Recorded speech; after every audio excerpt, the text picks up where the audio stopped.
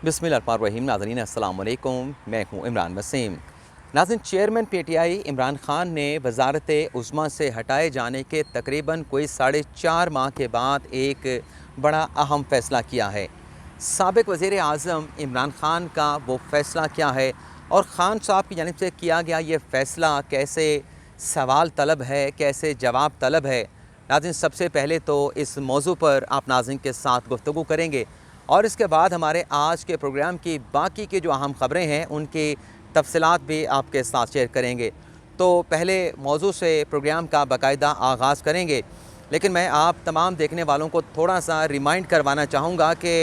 8 मार्च को इमरान ख़ान के ख़िलाफ़ अपोजिशन की जानिब से अदम एतमाद की तहरीक जो थी वो कौमी असम्बली में जमा करवाई गई थी और फिर तकरीबन 1 माह के बाद 9 अप्रैल को यह अदम एतमाद की तहरीक इमरान ख़ान के ख़िलाफ़ कामयाब हुई और इस अदम एतमाद की तहरीक की कामयाबी के नतीजे में इमरान ख़ान को वज़ारत उज़्मा से हटा दिया गया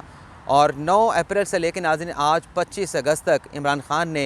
इसी नुक्ते के ऊपर भरपूर एहतजाज की सियासत की है, भरपूर मुज़ाहमत की सियासत की है। और इस सारी एहतजाजी और मुज़ाहमती सियासत में इमरान ख़ान का सवाल एक ही था कि जब अच्छी खासी मुल्क में मईशत चल रही थी, मुल्क में सियासी इस्तेहकाम भी था, तो अमरीकी साजिश के ज़रिए हमारी हुकूमत को और मुझे वज़ारत उज़्मा से क्यों हटाया गया। अब भी नाज़रीन तहरीक इंसाफ़ की जानिब से इमरान ख़ान की जानिब से कोई 10 सितंबर तक जो है वो एहतजाजी जलसों का जो है वो शेड्यूल भी जारी किया गया है। लेकिन नाज़रीन इस वक्त जो मुल्क में सैलाब की जो एमरजेंसी की सूरत हाल है, इसे देखते हुए नाज़रीन चेयरमैन PTI इमरान ख़ान ने एक बड़ा अहम अवामी फ़ैसला किया है और फ़ैसला ये किया गया है कि इमरान ख़ान साहब जो हैं आइंदा आने वाले दिनों में जो ज़ल्ज़ला से मुतासरा इलाके हैं वहाँ का दौरा करेंगे। और इसके साथ साथ जो ख़बर सामने आई है उसमें यह भी कहा गया है कि इमरान ख़ान की जानिब से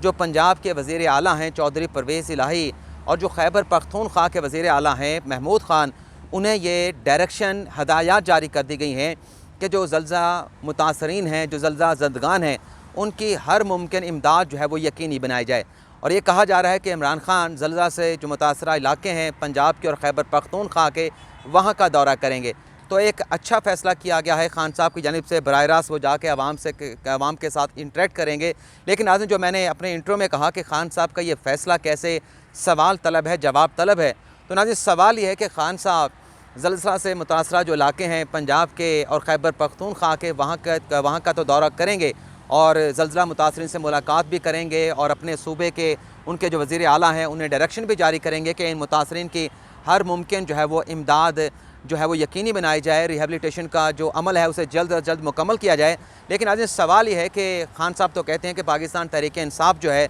एक वफाक की जमात है जो सिंध में भी है, जो बलूचिस्तान में भी है, पंजाब में भी है, खैबर पख्तूनख्वा में है, गिलगित बल्तिस्तान में है, कश्मीर में भी है और ये बात ख़ान साहब की ख़ासी हद तक दुरुस्त भी है। लेकिन सवाल ये है कि ख़ान साहब अगर खैबर पख्तूनख्वा के सैलाब ज़दा इलाकों में जा रहे हैं, पंजाब के सैलाब ज़दा इलाकों में जा रहे हैं, तो बलूचिस्तान में आखिर क्यों नहीं जा रहे, सिंध में आखिर क्यों नहीं जा रहे? क्योंकि सिंध में भी ज़ल्ज़ला आया है, बलूचिस्तान में भी ज़ल्ज़ला आया और सबसे ज़्यादा लोग जो मुतासर हुए हैं वो तो बलूचिस्तान और जो सबसे ज़्यादा बारिशें सिंध में हुई हैं वहाँ पर लोग मुतासर हुए हैं। तो ख़ान साहब ने अगर फ़ैसला कर ही लिया है कि उन्होंने आवाम के पास जाना है, उनकी अश्क जोई करनी है, उनके दुख दर्द में शरीक होना है, तो ख़ान साहब जहाँ वो पंजाब जा रहे हैं, खैबर पख्तूनख्वा जा रहे हैं, वहाँ 2-4 दिन का और वक्त निकाल के जो सिंध और बलूचिस्तान के सैलाब से तबाहशुदा इलाके हैं वहाँ का भी ख़ान साहब दौरा करें और यकीन माने कि आवाम उनको अप्रिशिएट करेंगे। वैसे तो वज़ीर आज़म शहबाज शरीफ दौरा कर चुके हैं, महमूद ख़ान भी ग़ालिबन कुछ ना कुछ दौरा कर चुके हैं और चौधरी परवेज़ इलाही सिंध के वज़ीर आला मुराद अली जो शाह हैं और जो बलूचिस्तान के वज़ीर आला अपने तय कोशिशें कर रहे हैं,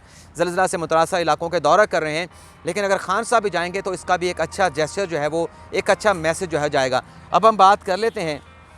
कि जो एंकर जो जमील फ़ारूकी साहब हैं उनके साथ क्या हाथ हुआ है। नाज़रीन कल जमील फ़ारूकी साहब को इस्लामाबाद की एक मकामी अदालत में पेश किया गया था और फिर उन्हें आज दोबारा अदालत में पेश करने का कहा गया था। तो आज नाज़रीन पुलिस की जानिब से जमील फ़ारूकी साहब को जो है, एंकर जमील फ़ारूकी साहब को जो है वो जज शोएब अख्तर की अदालत में पेश किया गया। वैसे तो हमारे क्रिकेट के फास्ट बॉलर भी रहे माजी में शोएब अख्तर साहब, जिन्होंने क्रिकेट में बड़ा नाम कमाया, लेकिन ये जज साहब हैं और इनका नाम भी इत्तफाक से शोएब अख्तर है। इनकी अदालत में नाज़रीन पेश करके सरकार के वकील की जानिब से जज साहब से ये कहा गया कि पुलिस ने जमील फ़ारूकी से अपनी तफ्तीश मुकम्मल कर ली है, अब इसे FIA के हवाले किया जाए क्योंकि जो जुर्म है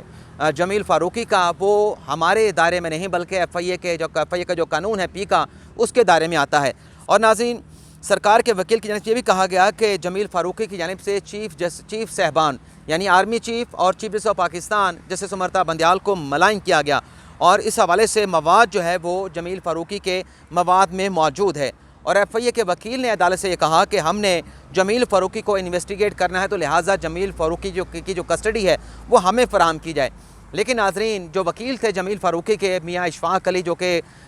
इमरान रियाज़ ख़ान के भी वकील थे, जब उन्हें गिरफ़्तार किया गया था तो मियाँ इशफ़ाक़ अली ने अदालत से कहा कि पहले तो पुलिस से ये पूछा गया कि ताख़ीर से जो है जमील फ़ारूकी को अदालत में क्यों पेश किया गया, इसका जवाब क्या है। तो पुलिस की जानिब से कहा गया क्योंकि आज इमरान ख़ान ने ATC अदालत में आना था ज़मानत के लिए, तो हमारी वहाँ पे ड्यूटियाँ लगी हुई थी, तो हम वहाँ पे मसरूफ़ थे, तो इसलिए जमील फ़ारूकी को ताख़ीर से जज साहब के सामने पेश किया गया। इसके बाद नाज़रीन, मियाँ इशफ़ाक़ अली वकील ने कहा कि मेरे मौक्किल को इस केस से डिस्चार्ज किया जाए क्योंकि उसने कोई जुर्म नहीं किया। और फिर वकील साहब ने यह भी कहा कि अगर हामिद मीर ने कहा है कि शहबाज गिल पे तशद्दुद हुआ है और हामिद मीर का ये कहना जुर्म नहीं था, तो फिर जमील फ़ारूकी ने अगर ये कह दिया कि शहबाज गिल पे तशद्दुद हुआ है तो ये कैसे जुर्म बन गया। अब फ़र्क है दोनों के बयानात में। जमील फ़ारूकी को रिलीफ अदालत ने देना है, मैं उसके ख़िलाफ़ बिल्कुल बात नहीं करूँगा। लेकिन नाज़रीन, जो हामिद मीर ने बात की, उन्होंने बड़े एक मुनासिब अल्फाज के साथ कहा कि जमील फ़ारूकी पे तशद्दुद हुआ है। और आपको मालूम है कि चंद रोज़ पहले हामिद मीर की इमरान खान साहब के साथ मुलाकात भी हुई थी और जो अल्फाज उन्होंने इस्तेमाल किए तो उनका यही कहना था कि तशद्दुद हुआ है और हमें हमारे सोर्सेस ने बताया है। लेकिन अजी जमील फ़ारूकी ने जब अपना वीलॉग किया था उसमें उन्होंने कुछ ऐसे नाज़ेबा कलमात कहे थे कि पुलिस ने उनके साथ गैर इंसानी रवैया अख्तियार किया है और मिर्चों वाली कोई चीज़, कोई सी डंडे की उन्होंने बात की कि कोई सेंसिटिव हिस्सा है, कोई पार्ट्स है शहबाज गिल का, वो मिर्चों वाली जगह उस सेंसिटिव पार्ट पे वो मिर्चों वाली चीज़ जो है वो लगाई गई, ये जमील फ़ारूकी साहब ने कहा था। तो ये बड़ा फ़र्क था। लेकिन बहरहाल हवाला दिया गया हामिद मीर के स्टेटमेंट का और फिर कहा गया कि तफ्तीशी के सामने जो है वो जमील फ़ारूकी को नंगा करके तशद्दुद किया गया और जज साहब को मुखातब करके मियाँ इशफ़ाक़ अली ने कहा कि जज साहब, आप थोड़ा सा तसव्वुर करें कि जब किसी को नंगा करके तशद्दुद किया जाता है तो क्या सूरत हाल बनती है। और फिर मियाँ इशफ़ाक़ अली ने कहा कि हम युगंडा में नहीं हैं, पाकिस्तान में है, यहाँ मार्शला नहीं, जंगल का कानून नहीं, जैसी भी है थोड़ी बहुत यहाँ पे जमहूरियत मौजूद है। और जो FIR दर्ज की गई थी उसमें अब जमील फ़ारूकी के ख़िलाफ़ नई दफ़ात को शामिल कर लिया गया है। और आखिर में उन्होंने कहा कि पुलिस वालों के पास अकल ही नहीं, मुकदमा चोरी का होता है और ये कत्ल की दफ़ात जो है वो शामिल कर देते हैं। और इसके बाद नाज़रीन, जज साहब ने फ़ैसला महफूज किया। फिर कुछ देर के बाद फ़ैसला सुनाते हुए जमील फ़ारूकी को FIA के सुपुर्द कर दिया और ये कहा गया कि कल यानी जुमे के रोज़ जो है, अगर कल जुमा है, अगर मैं भूल नहीं, बाज़ औक़ात मैं भूल जाता हूँ, तो कल जो है वो जमील फ़ारूकी यानी 26 अगस्त को उन्हें जो FIA के जुडिशल मजिस्ट्रेट हैं उनकी अदालत में पेश किया जाए। अब देखते हैं कि कल जब FIA के हुकाम जमील फ़ारूकी को जुडिशल मजिस्ट्रेट के सामने पेश करेंगे तो क्या फ़िज़िकल रिमांड लिया जाता है या फिर जुडिशल करने की इस्तदा की जाती है। अब आ जाते हैं जो अगली खबर आपके साथ हमने शेयर करनी है कि लंदन से अहम खबर और नवाज शरीफ को मनाने जाने वालों को लंदन जाने से रोक दिया गया। नाज़रीन, चंद दिन पहले ये खबर सामने आई थी कि जब हुकूमत पेट्रोलियम मसनूआत की कीमतों में इजाफा करने जा रही थी तो खबर ये सामने आई थी कि जो पेट्रोलियम मसनूआत की कीमतों में इजाफा हुआ है, इस हवाले से जो पार्टी मीटिंग थी उसमें नवाज शरीफ नाराज़ होकर पार्टी इजलास से उठ के चले गए थे। और मरीम नवाज़ ने कहा था कि मैं भी पेट्रोलियम मसनूआत की कीमतों में जो इजाफा किया गया है, मैं भी इस फैसले को इंडोर्स नहीं करती, बल्कि मैं आवाम के साथ खड़ी हूँ। माज़री चाहता हूँ नाज़रीन। और फिर नाज़रीन, ये खबर हमने आपके गलबन कल के वीलॉग में शेयर की थी कि इस मीटिंग में जो नवाज शरीफ नाराज़ होकर उठ के चले गए थे, जिन लोगों की बात के ऊपर वो नाराज़ होकर उठ के चले गए थे, मीटिंग छोड़ के चले गए थे, अब वो नवाज शरीफ को मनाने के लिए लंदन जाने वाले हैं। तो आज नाज़रीन खबर ये सामने आई है। वैसे तो ये पता चल रहा था, कुछ अंदाज़ा लगाया जा रहा था कि वो जिनसे नाराज़ हुए थे वो मिफ्ता इस्माइल साहब हो सकते हैं, शाहिद खाकान अब्बासी साहब हो सकते हैं। लेकिन आज ये खबर सामने आई है कि वज़ीर आज़म शहबाज शरीफ ने अपना दौरा बरतानिया मनसूख कर दिया है और बताया गया है कि लंदन से कहा गया है कि इस वक्त जो मुल्क में सैलाब की सूरत हाल है, सैलाब की एमरजेंसी की जो सूरत हाल है, ज़लज़ला मुतासरीन को, ज़लज़ला ज़दगान को वज़ीर आज़म की, वफाकी काबीना की, वफाकी वज़रा की ज़्यादा ज़रूरत है। तो बजाय इसके कि आप लंदन आके नवाज शरीफ की नाराज़गी को दूर करें, लंदन में बैठक सजाएँ, आप पाकिस्तान में रहें, फ़िलहाल आपको लंदन आने की ज़रूरत नहीं है। तो लग ये रहा था कि मिफ्ता इस्माइल साहब जाएंगे, उनके साथ शाहिद खाकान अब्बासी या ख्वाजा आसिफ साहब जाएंगे। लेकिन अब जिस तरह से शहबाज शरीफ साहब ने बरतानिया का दौरा मनसूख किया है तो इसका मतलब ये है कि नवाज शरीफ साहब जो हैं अपने छोटे भाई मियाँ शहबाज शरीफ से भी नाराज़ हैं जो पेट्रोलियम मसनूआत की कीमतों में इजाफा किया गया है। लेकिन आज ये जो खबर सामने आई थी इस हवाले से भी लोग जो है कुछ मुख्तलिफ बातें करते हैं कि नून लीग जो है और जो शरीफ बरादरान जो है वो गुड कॉप और बैड कॉप खेल रहे हैं। यानी अगर पेट्रोलियम मसनूआत की कीमतों में जो इजाफा था वो नवाज शरीफ के लिए एक्सेप्टेबल नहीं था तो अपनी पार्टी को कह देते पेट्रोलियम मसनूआत की कीमतों में इजाफा ना किया जाता, लेकिन उन्होंने सिर्फ नाराज़गी का इजहार किया और पार्टी से उठ के चले गए। और शहबाज शरीफ साहब ने पीछे, मिफ्ताह इस्माइल साहब ने पीछे पेट्रोलियम मसनूआत की कीमतों में उस वक्त जो है वो इजाफा कर दिया जब इंटरनेशनल मार्केट में पेट्रोलियम मसनूआत की कीमतों में अच्छी खासी जो है वो कमी रिकॉर्ड की गई थी। अब आपको ये बताते हैं कि खान साहब को एक और नोटिस किस मद में जारी किया गया है। वैसे तो खान साहब को नाजरीन ममनुआ फंडिंग केस में शोकास नोटिस जारी कर दिया गया है इलेक्शन कमीशन की जानिब से कि क्यों ना तहरीक इंसाफ के जो ममनुआ फंड सामने आए हैं सिक्योरिटी कमेटी की रिपोर्ट के थ्रू